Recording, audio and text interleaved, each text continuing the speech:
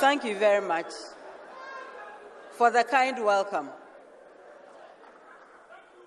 Your Excellency, please allow me to refer to the protocol already established and to thank everybody for being here, those who are physically here, those who are watching from elsewhere. We are very grateful for your attention. Today is September 7th, and we are exactly 3 months away from the 2020 presidential and parliamentary elections. This election will be historic in many ways. It will be the first time that such an election has been conducted in the midst of a global pandemic. It will be decided by the largest electorate in the nation's history. It will be the first in the Fourth Republic to be contested by a former president, and the first in which a major party's ticket will feature a woman.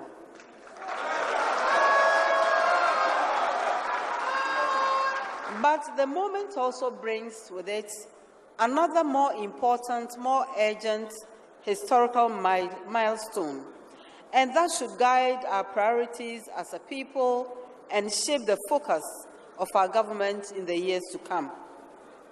This will be the youngest electorate in the history of this nation.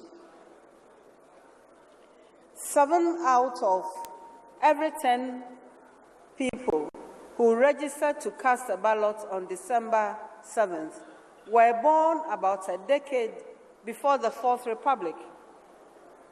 Nearly half of them have only ever known Ghana as a multi-party democracy.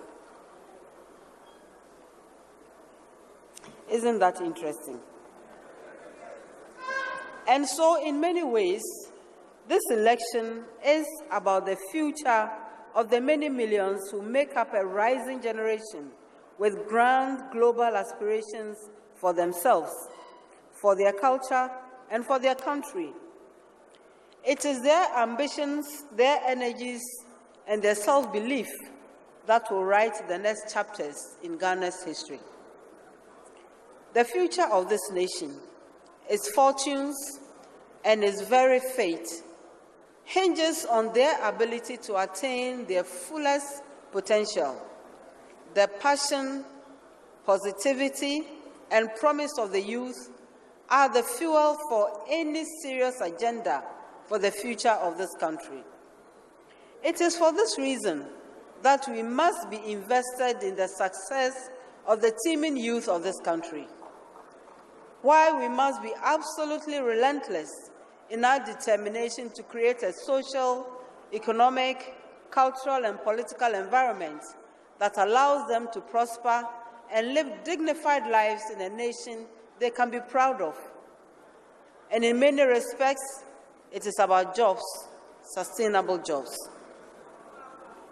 We cannot guarantee them, the youth, equality of outcomes, but we should certainly guarantee them equality of opportunity. This is the commitment of the People's Manifesto.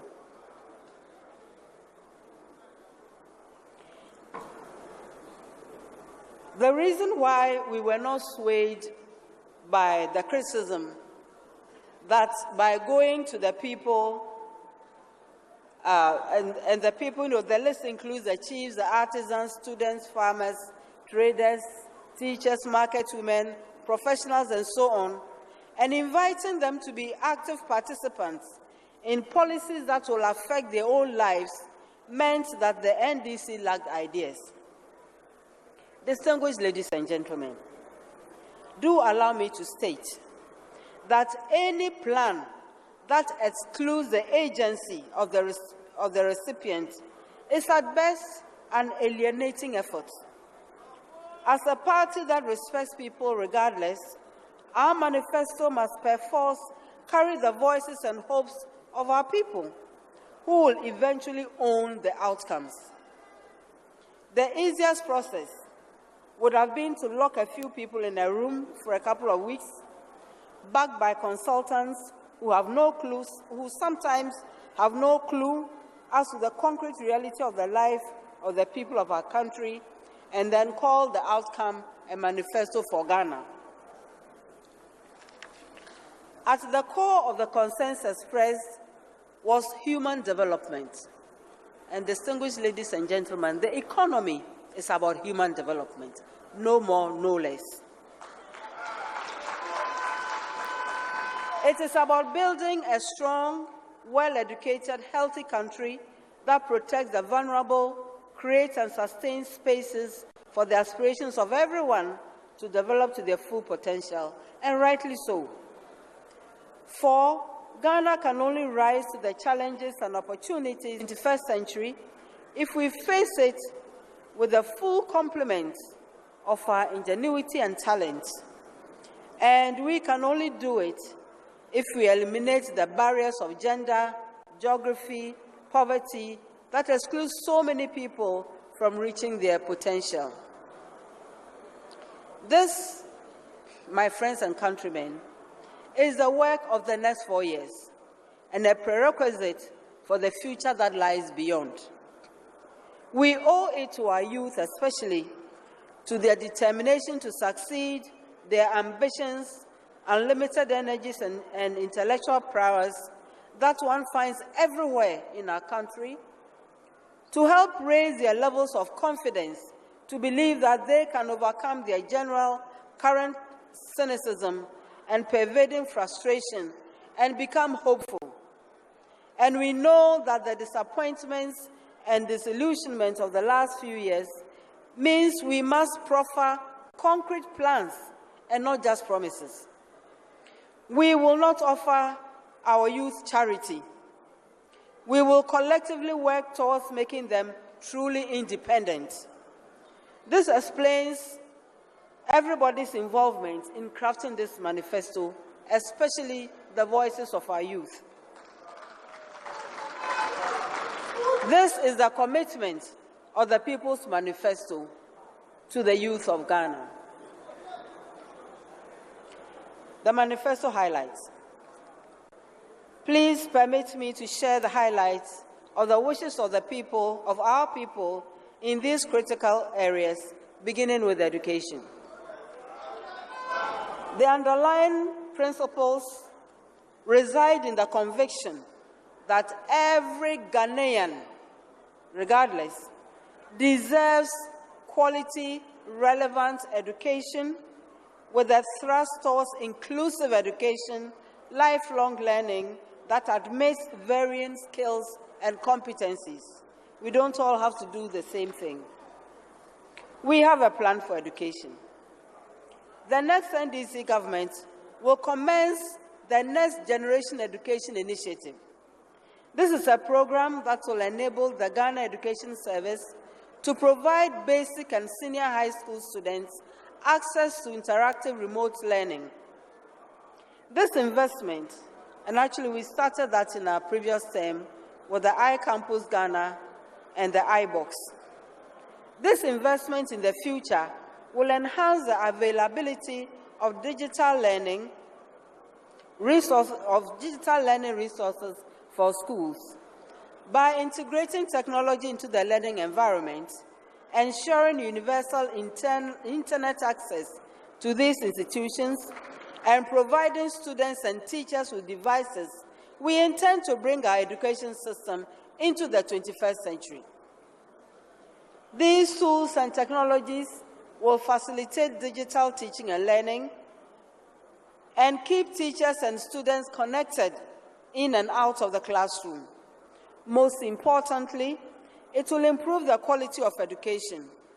It will encourage intellectual curiosity, and it will help us close the inequalities.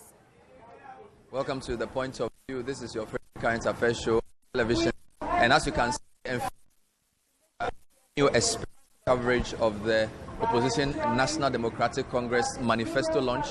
We are here at the University for Professional Studies, UPSA, in Accra. We just interrupted the speech of the running mate of the party, Professor Jane Naana Opoku-Agyemang. The program has been structured such that there will be 3 presentations.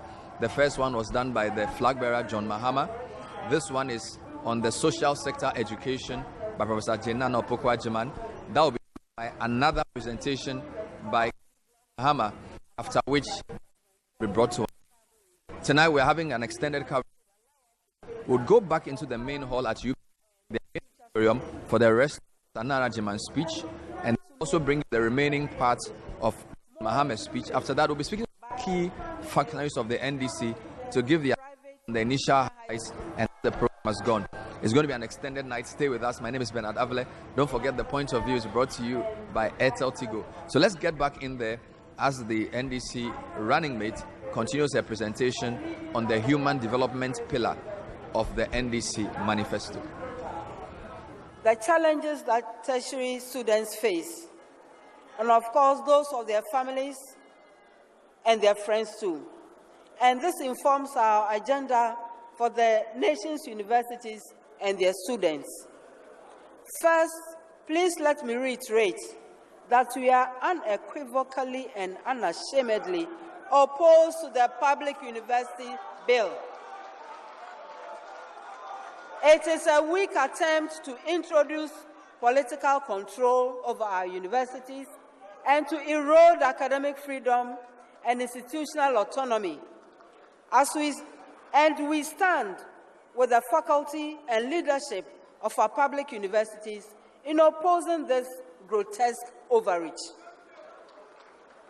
We know how COVID-19 has impacted an already weak economy and personal finances, and we must not let this become another barrier to opportunity. That is why the next NDC administration will absorb 50% of fees for tertiary students for the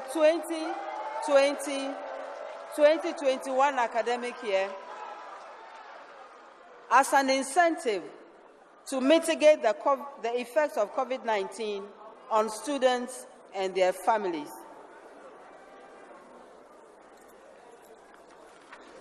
As a long-term investment in financial access beyond the recovery, we intend to increase the student loan amounts to be commensurate with prevailing educational costs.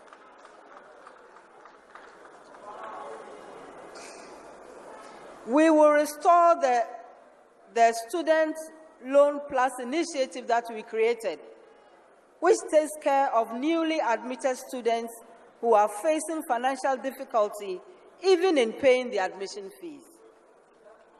These loan repayments will only begin when beneficiaries gain employment after school. We also recognize that many inequities that virtual learning during this pandemic has laid bare. So we will provide free laptops to tertiary students to facilitate participation in online classes. We will also establish free Wi-Fi zones in all public and private tertiary institutions.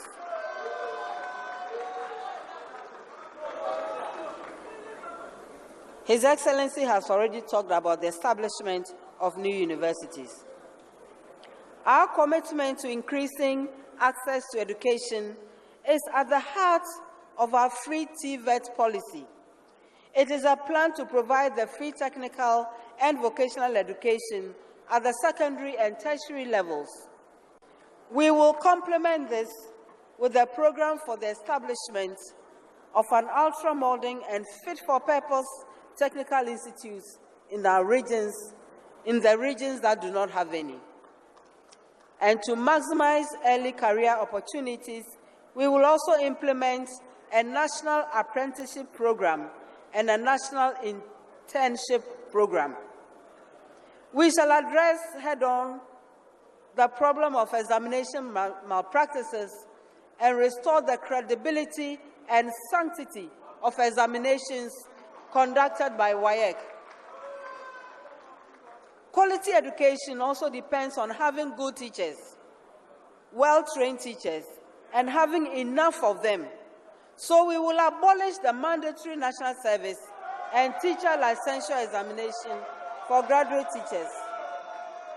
And we will restore the automatic employment of newly trained teachers to improve the teacher-student ratio across the country, whilst we consider those who have studied via distance.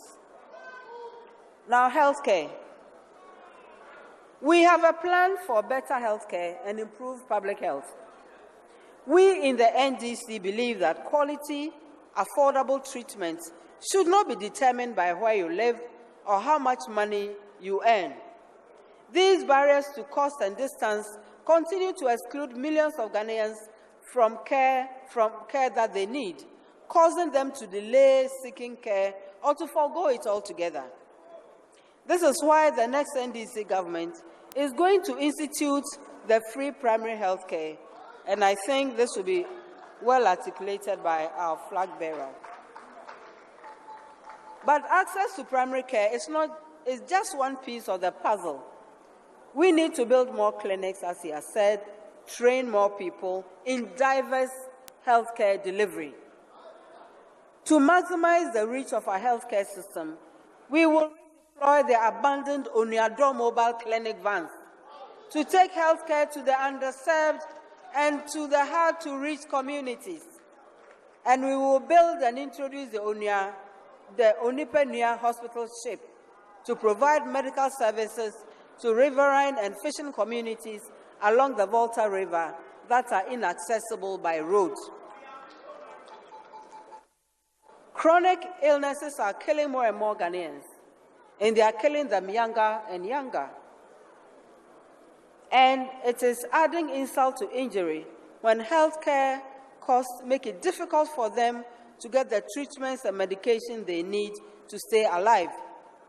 So we will establish a cancer and kidney trust fund to support Ghanaians who need assistance for such conditions.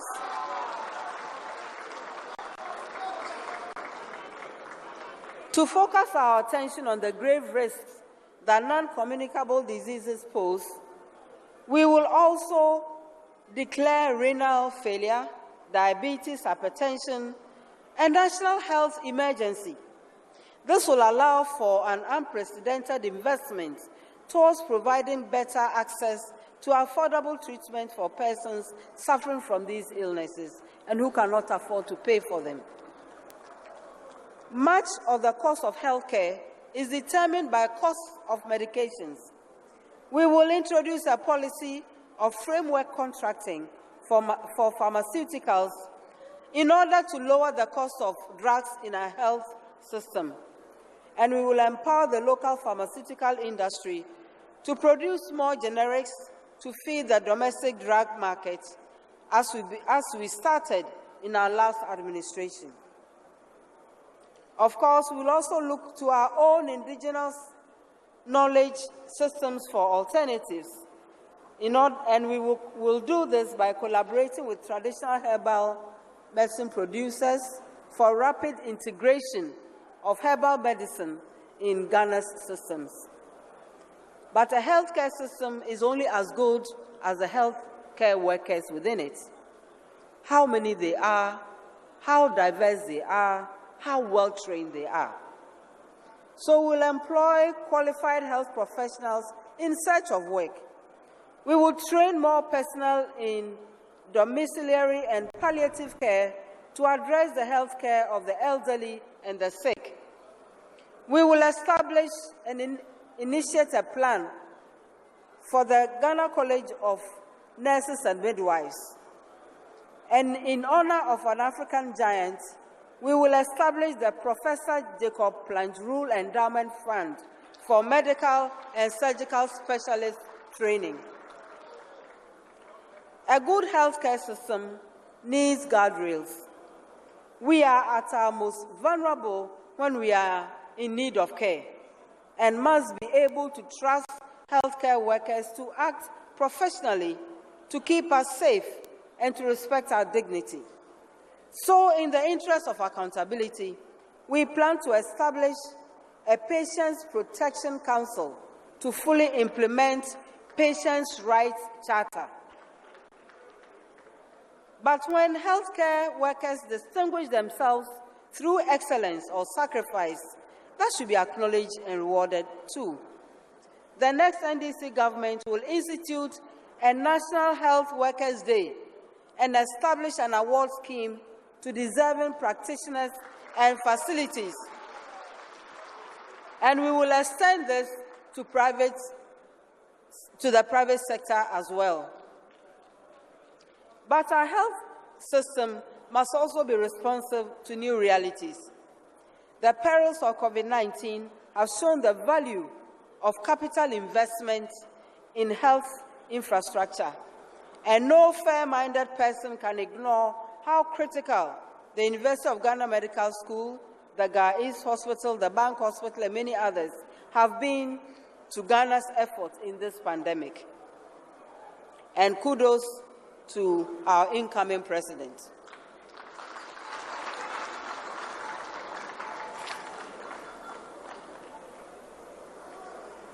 While we cannot predict the next pandemic, we must be prepared. The lessons from COVID-19 are that a reactionary response will hamper our ability to contain the situation, and that has terrible consequences for our lives and for our livelihoods. So we must be proactive. We must conduct, and we will conduct, a thorough study of our public health and clinical response to COVID-19. We will review the economic incentives and reliefs to understand who really benefited from them.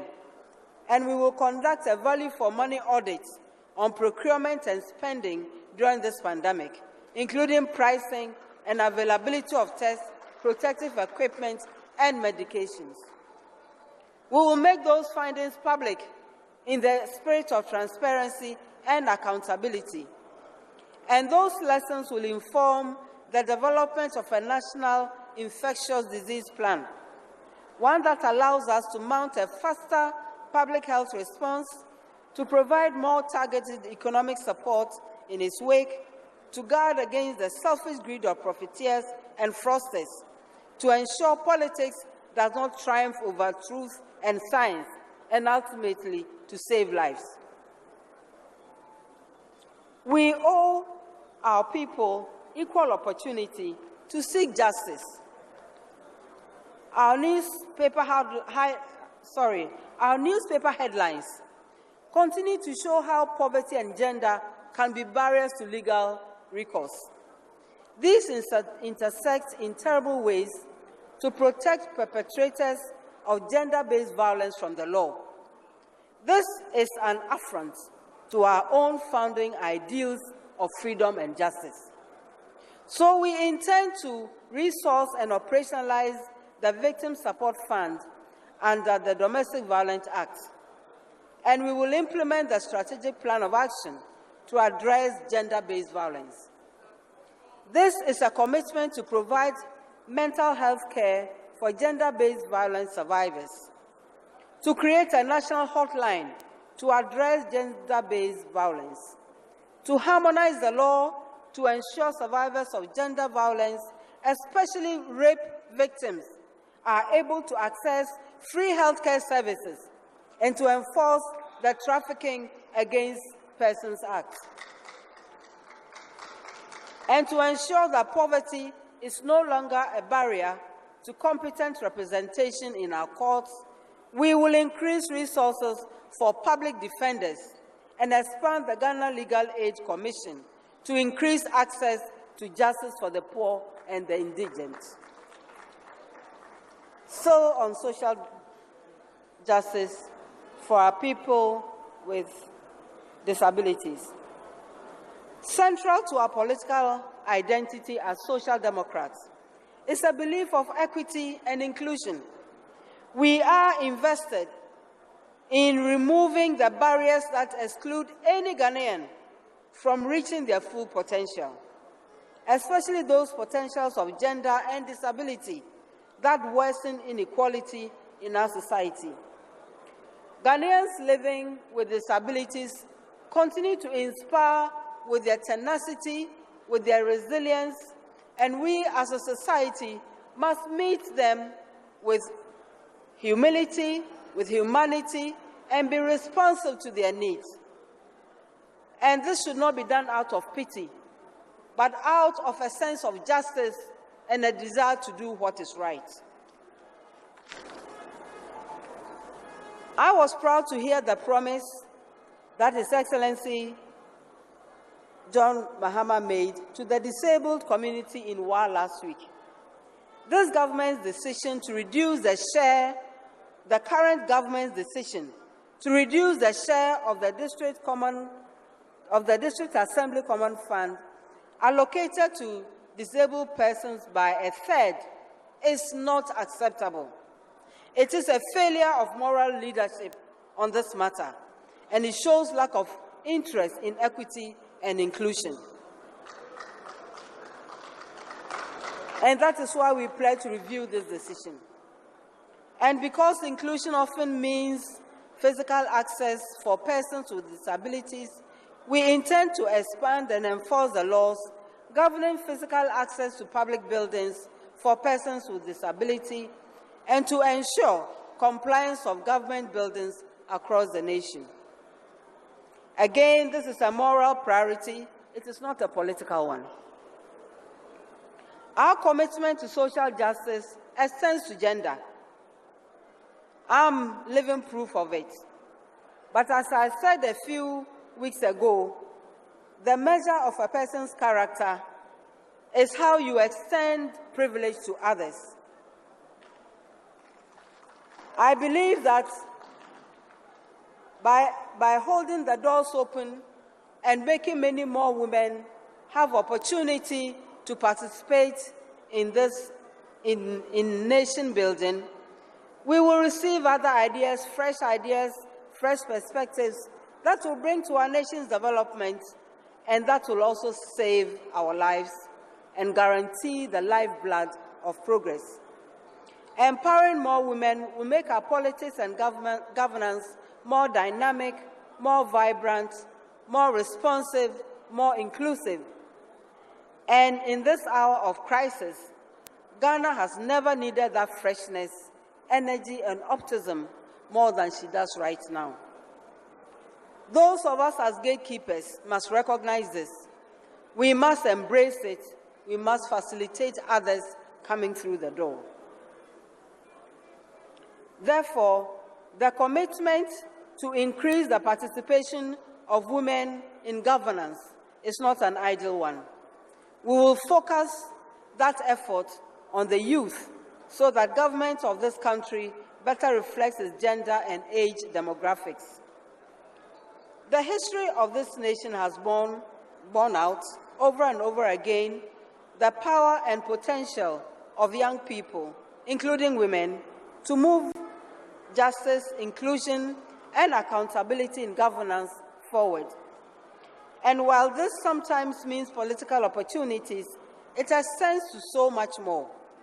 That is why we intend to implement the Affirmative Action Bill. If it's not passed, we'll pass it, of course. This is a first step in the direction of justice for Ghanaian women and our centuries of contributions to this nation and the peoples that comprise it. But women face other challenges too.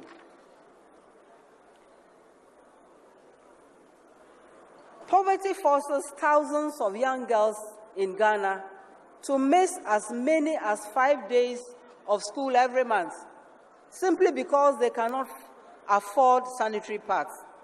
This is unacceptable and it is unfair.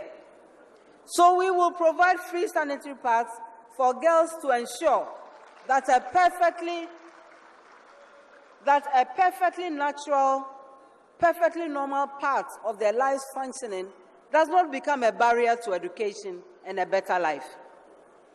So we will focus on girls under 20 who are in school. This is a problem we should have left behind us in the last century, and which we tried to address in our last government. Our opposition ridiculed this idea, but then let us hope the lessons of governance have made them much, much wiser. And as these girls become women, those complexes, those challenges become even more complicated, if not complex. For many young women in the workplace, having a child is a big decision because of what it can mean for their career trajectory. Balancing the demands of office life, the needs of a newborn, and the societal expectations around childcare present real challenges for working mothers. And when the kids are still babies, care and feeding means time off from work. 3 months certainly is not enough for that. Women often have to rely on their annual leave to supplement their maternity leave. And any mother will tell you that that means a whole year work with no time off. So, we will extend maternity leave from 3 to 4 months. And we will also offer 7 days of paternity leave.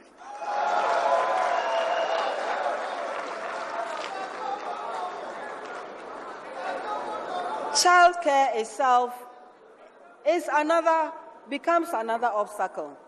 When young families cannot afford childcare or have no one to lean on for support, it is the women whose careers and aspirations suffer the consequences.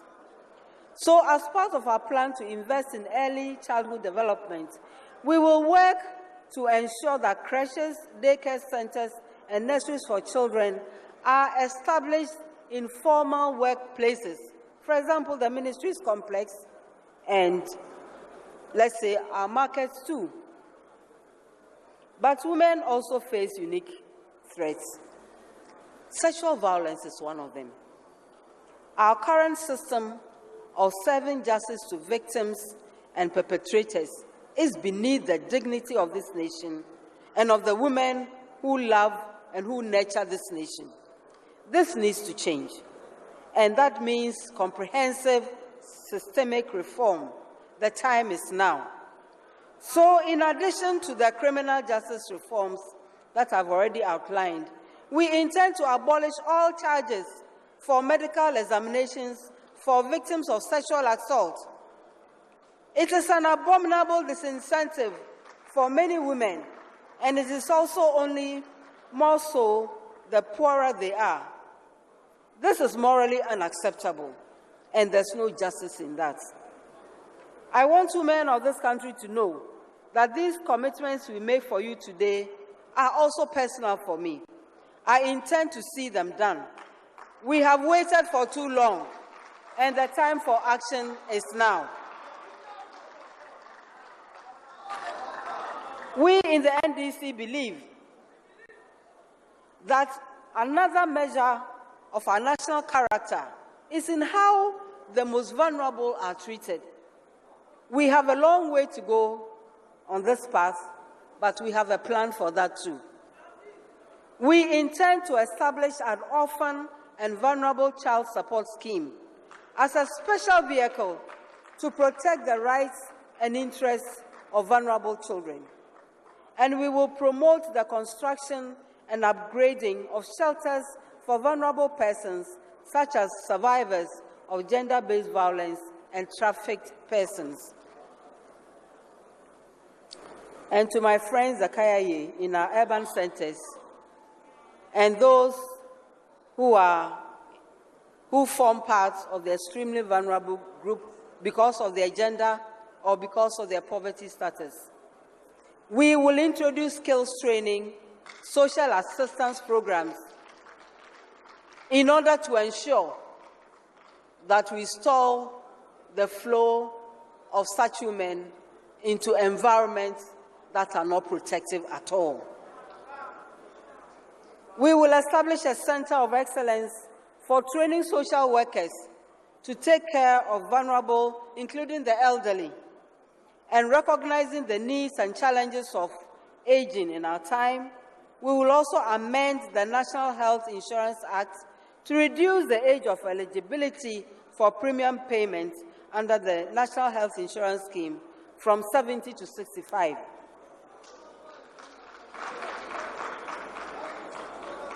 and recognizing the challenges that young persons living with disabilities face in accessing education, we are committed to providing them with free tertiary education. Our senior citizens deserve our respect and compassion, which comes and lynching of the aged do not belong to this era. The NDC is determined to stimulate public education and to change the fortunes of the elderly and to bring the perpetrators to book. The next NDC government will support the Department of Social Welfare to create day centers and homes for the aged, reactivate the urban elderly welfare card to enable Ghanaians above 60 years have priority access to social services, and we shall amend Section 29H of the National Health Insurance Act 2012 to enable all persons aged 60 and above to be exempt from premium payment under the NHIS. The NDC recognizes historical inequalities between our Zongos, deprived urban settlements, and other communities. The next NDC government will provide regular funding through the District Assembly Common Fund for the development of the Zongos and deprived urban settlements to bridge the inequality gap, strengthen and resource the Islamic education unit under the Ghana Education Service, to enable the unit to monitor and recruit more Islamic and Arabic tutors, establish 2 Islamic senior high schools in the southern and northern sectors for the Zongo communities and others, support the only Islamic College of Education, which we established during my tenure as Minister for Education, by revisiting abandoned infrastructure and providing logistics to enable them recruit and train more teachers. We shall award scholarships to brilliant but needy students in these deprived communities. And especially, we will focus on girls in medical, nursing, educational training. We also intend to provide mentorship programs and opportunities for the youth in these areas, support Arabic teachers in the Makaranta with monthly allowances, enroll youth in Zongo and deprived settlements into the National Apprenticeship Program, as well as ensure that they benefit under the free technical and vocational education and training, that is the free TVET. We will endeavor to ensure that a representative from the Muslim Ummah is placed on the board of the Ministry of Chieftaincy and Religious Affairs. It's all about fairness, it's all about equity. We shall liaise with some banks and other financial institutions to launch the Zongo Housing Scheme to provide support for affordable housing in the Zongos and deprived urban settlements.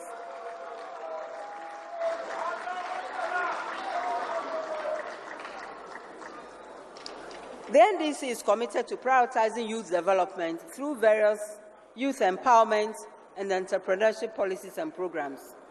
We take cognizance of the growing disappointment and frustration among the youth as a result of high unemployment, which has been worsened by ill-conceived and poorly managed policies of the current administration. The next NDC government will harness the potential of our youth by implementing comprehensive, multifaceted, and innovative programs.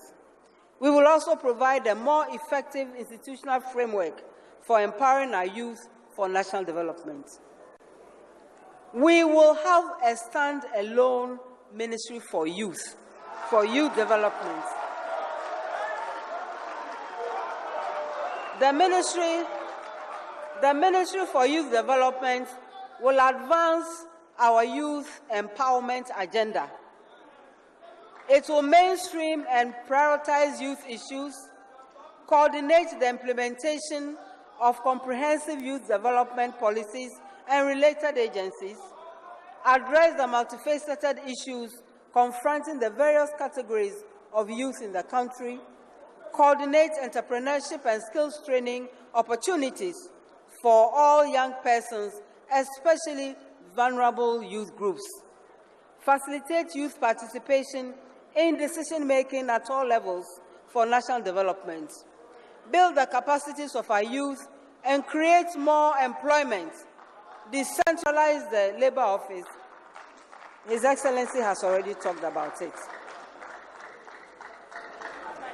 The 1 Million Coders program is an initiative that will be implemented through a public-private partnership to provide free training to about 1 million youth with knowledge and skills for coding and programming, web developing, apps developing, expand opportunities in the knowledge and ICT-based economy.